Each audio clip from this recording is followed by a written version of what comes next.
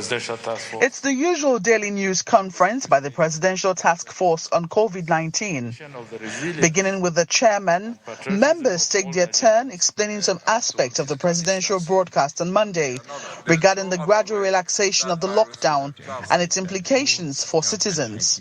The government is trying to do the best it can to provide safety and resources and facilities for us to combat COVID-19.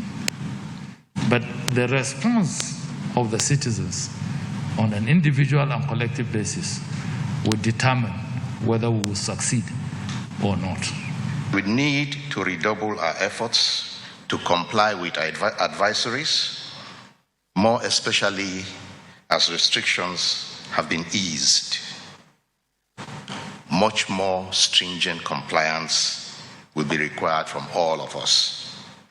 By discouraging interstate travel, which is what the President announced yesterday, our aim is to limit transmission to areas where cases have not been reported. The Minister of Information and Culture also informs the gathering about a conversation between President Buhari and the American president.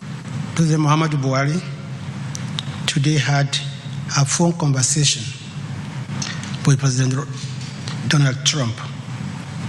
President Trump assured that the United States stands in solidarity with Nigeria in this difficult time and promised to send ventilators to support the country in its fight against the pandemic. What is verbal autopsy? It's time for questions, and reporters, among other issues, seek update on the Chinese medical team in Nigeria, how verbal autopsy will help unravel the cause of deaths in Kano, as well as the plight of Nigerians abroad waiting for evacuation. As for the Chinese persons who came in, the tests have been done after their 14-day quarantine. All of them were negative. Verbal autopsies is it's nothing new. It's a long established way of establishing the cause of death in people where you don't have the opportunity of doing a normal autopsy, which is a pathological process of collecting a sample and testing. And there are many reasons in our context where sometimes we don't have access to body samples and body fluids, which is how we would have done this normally in a biological context.